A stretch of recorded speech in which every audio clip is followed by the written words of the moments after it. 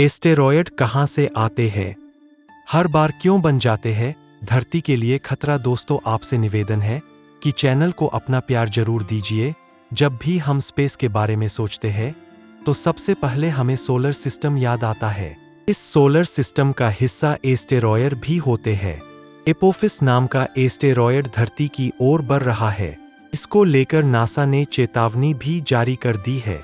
ऐसे में सवाल उठता है कि ये एस्टेरॉयड कहाँ से आते हैं और कैसे ये धरती के लिए खतरा बन जाते हैं। एस्टेरॉयड धीरे धीरे अब धरती के लिए खतरा बनता जा रहा है। कहा जाता है कि अगर धरती से एस्टेरॉयड टकरा जाए तो पूरी दुनिया में तबाही मच जाएगी। हाल ही में एक जानकारी सामने आई है कि एपोफिस नाम का एस्टेरॉयड धरती की ओर बढ़ रहा है। इसको लेकर नासा ने चेतावनी भी जारी कर दी है। ऐसे में एक सवाल उठता है कि ये एस्टेरॉयड कहाँ से आते हैं और कैसे ये धरती के लिए खतरा बन जाते हैं। जब भी हम स्पेस के बारे में सोचते हैं तो सबसे पहले हमें सोलर सिस्टम याद आता है, जिसमें सूरज के चारों ओर चक्कर लगाते हुए 9 प्लैनेट्स दिखते हैं।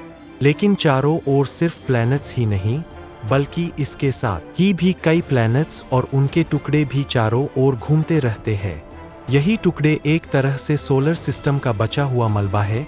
कैसे बने एस्टेरॉयड? करीब 4.5 अरब साल पहले सोलर सिस्टम में गैस और धूल के एक घूमते हुए बादल से ज्यादा कुछ और नहीं था। जब वह बादल ढह गया तो माना जाता है कि किसी विस्फोटित तारे से आने वाली शॉकवेव के कारण उसके कई बड़े टुकड़े हो गए। इसके बाद प्लैनेट्स के ग्रेविटेशनल फोर्स ने आसपास के टुकड़ों को अपनी ओर खींच लिया। मलबे के बादल का 99% एक बड़े परमाणु रिएक्टर का हिस्सा बन गया। बाकी के 1% ऑर्बिट्स के चक्कर लगाने लगे। लेकिन चक्कर लगाने वाले सभी टुकड़े इतने बड़े नहीं थे कि उन्हें प्लैनेट्स का दर्जा दिया जा सके। इसलिए कुछ बाकी के छोटे टुकड़ों को एस्टेरॉयड कहा गया। नासा के मुताबिक एस्टेरॉयड सूरज की परिक्रमा करने वाला एक चट्टानी पत्थर है।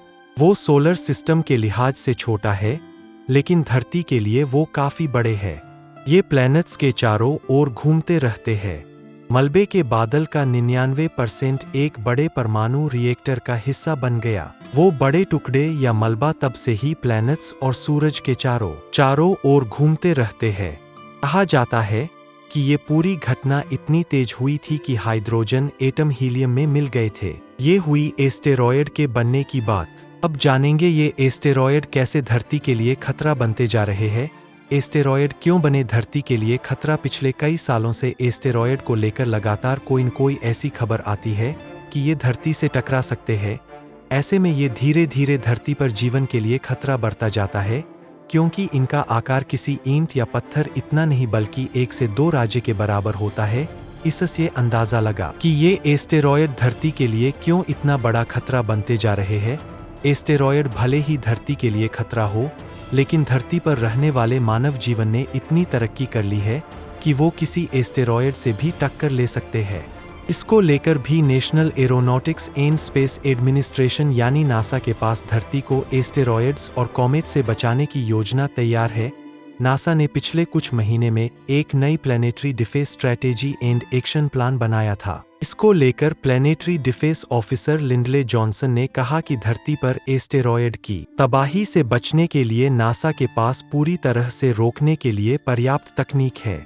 उन्होंने आगे कहा कि नासा की इस रणनीति से अगले 10 सालों के लिए नासा के इरादे मजबूत हो गए हैं। नासा ने planetary defence strategy and action plan पिछले साल 18 अप्रैल को जारी किया था। क्या है? दुनिया के सबसे बड़े एस्टेरॉयड का नाम। नासा की नई गणना के अनुसार सूरज के चारों ओर 10 लाख से ज्यादा एस्टेरॉयड है। कई 10 मीटर से भी कम डायमीटर के हैं। हालांकि कुछ एस्टेरॉयड बहुत बड़े भी हैं। आकलन किया जाए तो सबसे बड़ा एस्टेरॉयड कैलिफोर्निया देश के क्षेत्रफल से लगभग 2 गुना का है। सेरेस पहले सबसे बड़ा एस्टेरॉयड था। इसका डायमीटर चंद्रमा के लगभग 1/3 का है, लेकिन 2006 में इसे एक डार्क प्लैनेट्स के रूप में माना जाने लगा। ज्यादातर एस्टेरॉयड एक मुख्य एस्टेरॉयड की बेल्ट में पाए जाते हैं। ये मार्स और जुपिटर के बीच सूरज के चारों ओर घूमता है। हालांकि ये हमेशा एक नियमित ऑर्बिट में नहीं रहते हैं। अभी जुपिटर के काफी ग्रेविटेशनल फोर्स के प्रभाव के कारण हमेशा मौजूदा संभावना के साथ कभी कभी ये एस्टेरॉयड को ऑर्बिट के बाहर निकल जाते हैं। कभी कभी ये एस्टेरॉयड कुछ प्लैनेट से भी टकरा जाते हैं। कई बार ये धरती से भी टकराए हैं। माना जाता है जब अभी तक सबसे खतरनाक एक एस्टेरॉयड युकाटन नाम के एक प्रायद्वीप में टकराया। इससे ऐसी तबाही हुई जिससे डायनासोर और जानवर खत्म हो गए। कहा जाता है कि इसके साथ ही यहाँ 3/4 प्रजातियां भी खत्म हो गई। क्यों मनाया जाता है विश्व एस्टेरॉयड दिवस? साइबेरिया में एक तुंगुस्का नाम की नदी है। इसमें करीब 30 जून 1908 में एक बहुत ही बड़ा विस्फोट हुआ था। इसे तुंगुस्का प्रभाव कहा जाने लगा। रिपोर्ट्स की माने तो ये एस्टेरॉयड इतना खतरनाक था कि इससे लगभग 2000 किमी के क्षेत्र में फैले 80 मिलियन पेड़ पौधे तबाह हो गए थे। इस साइबेरिया में तुंगुस्का नदी के आसपास हुई इस घटना की याद में ही हर साल 30 जून को विश्व एस्टेरॉयड दिवस मनाया जाता है। इसके जरिए एस्टेरॉयड से होने वाले खतरों के बारे में लोगों को जानकारी देकर उनकी जागरूकता बढ़ाने कोशिश की जाती है। कैसे हुई एस्टेरॉयड की खोज? एस्टेरॉयड की खोज सबसे पहले 1801 में एस्ट्रोनॉमर गुइसे पियाजी ने की थी। ये अब तक का खोजा गया सबसे बड़ा एस्टेरॉयड बताया जाता है। कई लोग एस्टेरॉयड को उल्का पिंड भी कहते हैं, हालांकि ऐसा नहीं है।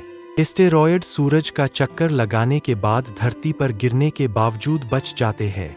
वहीं उल्का पिंड पृथ्वी से टकराने से पहले ही जल जाते हैं।